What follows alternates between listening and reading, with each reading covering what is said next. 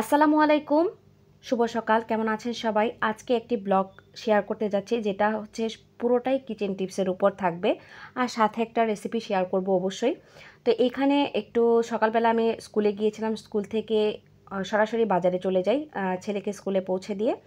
তো এখানে গরুর মাংস নিয়েছিলাম, এখানে 5 কেজি গরুর মাংস আছে, আর হচ্ছে নিয়েছি ভুঁড়ি।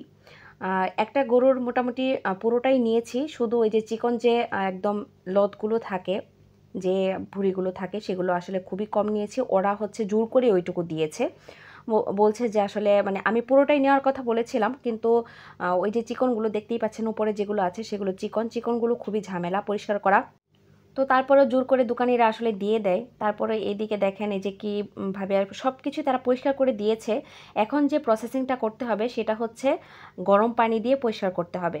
শুধু গরম পানি দিয়ে পরিষ্কার করব না, আর চুনে যেহেতু আমার সমস্যা আছে, এগুলো ভিতরে কিন্তু ময়লা থাকে। এই যে চিকন যে ভুঁড়িগুলো থাকে সেগুলোর ভিতরে কিন্তু ময়লা থাকে, সেগুলো কিন্তু ভালোভাবে পরিষ্কার করে নিতে হয়। তো আমি কি করেছি, এখানে এই প্রসেসিংটা আপনাদেরকে দেখাতে আসলে আমার মনে ছিল না। তো সেই জন্য আমি যেটা করেছি, আমি হচ্ছে ভীম লিকুইড দিয়ে পরিষ্কার করে ফেলেছি। যেহেতু চুনটা আমার হাতের সমস্যা হয়, সেই জন্য আসলে ভীম লিকুইড দিয়ে পরিষ্কার করেছি। আর এদিক দিয়ে একটু পাঙ্গাস মাছ নিয়েছিলাম। তো পাঙ্গাস মাছটা হচ্ছে আমার ছেলের জন্য নেওয়া, কারণ ও হচ্ছে বলছিল যে হাড় ছাড়া মাছ খাবে। হাড় মানে কাটা কম। তো যাই হোক, সে ওইটাকে কাটা বলে না, মাছের হাড় বলে। তো বোয়াল মাছ পেলাম না, সেই জন্য আসলে পাঙ্গাস মাছ নিয়ে এসেছি। বোয়াল অথবা আর মাছ পেলে ওগুলো হচ্ছে মানে বাচ্চাদের জন্য সুবিধা হয় খাওয়াতে। পাঙ্গাস মাছটা আমি যদিও খুব একটা কিনি না, কারণ এখন দেখা যাচ্ছে ওর জন্য আমার কিনতে হচ্ছে। তো ভুঁড়িটাকে আমি পরিষ্কার করে নিয়েছি, আমি অফ ক্যামেরায় করেছি, কারণ হচ্ছে খুব বেশি হ্যাসেল ছিল। মানে আমার খুব কষ্ট হচ্ছিল লিটারেলি, আমি পাচ্ছিলাম না আসলে। এখানে মানে অনেকবার হচ্ছে ভিম লিকুইড দিয়ে পরিষ্কার করেছি, পরিষ্কার করে তারপর হচ্ছে মানে একদমই কোনো গোবরের কোনো অংশ নাই। কিছু কিছু যেগুলো সবুজ সবুজ ভাব দেখছেন সেগুলো চলে যাবে হলুদ দেওয়ার পর। তো হলুদ দিয়ে এটাকে আমি বয়েল করে নিব। খুব বেশি সময় যে বয়েল করতে হবে তা কিন্তু না, এটা শুধুমাত্র আপনার একটা বলক আসবে, এক কথায় বলক আসবে, তখনই হচ্ছে এটাকে মানে নামিয়ে ফেলতে হবে। খুব বেশি সেদ্ধ করার প্রয়োজন নেই আসলে। এখানে দেখতেই পাচ্ছেন 1 পাতিল হয়েছে। মোটামুটি এই পাতিলটা কিন্তু অনেক বড় পাতিল। তো এখানে দিয়েছি সেদ্ধ করতে, আর কোনো কাজ নেই। এটা করে তারপর হচ্ছে নামিয়ে ফেলবো। আর এটা ঠান্ডা হয়ে গেলে তখন দেখা যাবে কি জানেন, যে একটু মানে আপনি পরিষ্কার করে তারপর রেখে দিতে পারবেন। আর সেই পরিষ্কার করাগুলো আপনাদেরকে আমি বারবারই দেখিয়েছি, এটা নতুন করে আর দেখানোর কিছু নেই। তো এটা যখন হয়ে গিয়েছে নামিয়ে নিয়েছি। আর এদিক দিয়ে আমি কিন্তু একটা রেসিপি শেয়ার করব, খুবই সিম্পল রেসিপি। তো সেটা হচ্ছে পাঙ্গাস মাছ ভাজি। আমার ছেলের মানে পছন্দের মাছ ভাজিটা খুবই পছন্দের, তো সেই জন্য তার জন্যই করা। তো অন্য কিছু আসলে শেয়ার করছি না আজকে।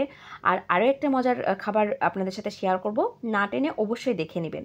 তো যাই হোক, এখানে হচ্ছে আমি সব রকম মশলা দিয়ে দিচ্ছি, কারণ যেহেতু এটা পাঙ্গাস মাছ সব মশলাই কিন্তু দিতে হবে। জিরা গুঁড়ো, হলুদ গুঁড়ো, মরিচ গুঁড়ো, ধনিয়া গুঁড়ো, পেঁয়াজ বাটা, রসুন বাটা দিয়ে তারপর লবণ তো অবশ্যই ব্যবহার করতে হবে টেস্টের জন্য, দিয়ে ভালোভাবে মাখিয়ে নিতে হবে। মশলাটা ভালোভাবে মাছের গায়ে মাখানো, এটা খুব বেশি ইম্পর্ট্যান্ট। আপনি যদি মাছ ভাজিটা করতে চান, আগে এই কাজটা মানে তেলটা গরম দিয়ে তারপর হচ্ছে এই কাজটা করবেন। তার কারণ কি জানেন? কারণ হচ্ছে মাছটার মাঝে যদি মশলা মেখে রেখে দেন, তাহলে কিন্তু দেখা যায় কি যে পানি ছেড়ে দেয় সেই মাছের মশলা থেকে। সেই জন্য মাছ ভাজি করার আগে মানে তেলটা গরমে দিয়ে তারপর হচ্ছে মশলাটাকে মেরিনেট করবেন, মাছের গায়ে লাগাবেন আর কি। তো তারপর দিয়ে দিলাম এখানে। এখানে অল্প আঁচে মাছগুলোকে ভাজতে হবে, তা না হলে কিন্তু ভালোভাবে কুক হবে না। আর পাঙ্গাস মাছটা যেহেতু আমরা সবাই খুব একটা খেতে পছন্দ করি না, অনেকেই করেন কিন্তু ম্যাক্সিমামরাই হচ্ছে পাঙ্গাস মাছ দেখলে নাক সিটকায়। তো যাই হোক, যেমন আমার হাজব্যান্ডই নাক সিটকায়, সে খেতে চায় না। সেই জন্য আসলে আমি মানে একটু কড়া ভাজি পছন্দ করি, সেই জন্য এইভাবে করেছি। আপনারা চাইলে কিন্তু এর থেকে কম কড়া ভাজি করতে পারেন।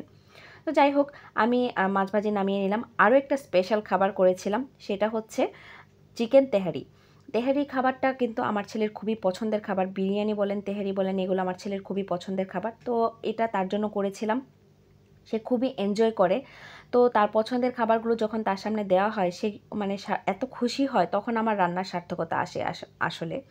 তো যাই হোক, আমার ছেলে খাচ্ছিল। আমার ছেলে এখানে কিন্তু কোনো শসা লেবু খাবে না, সে কাঁচা পেঁয়াজ খাবে। তার পছন্দ হচ্ছে কাঁচা পেঁয়াজ, বলবে কি ঝাল পেঁয়াজ খাবো আমি। তো এই দেখেন কিভাবে খাচ্ছে। আমার এই সার্থকতাটা হচ্ছে সবচেয়ে বড়, আমার জীবনের সবচেয়ে বড় যে প্রাপ্তিটা, সেটা হচ্ছে আমার সন্তান। তো আমার সন্তানের জন্য সবাই দোয়া করবেন।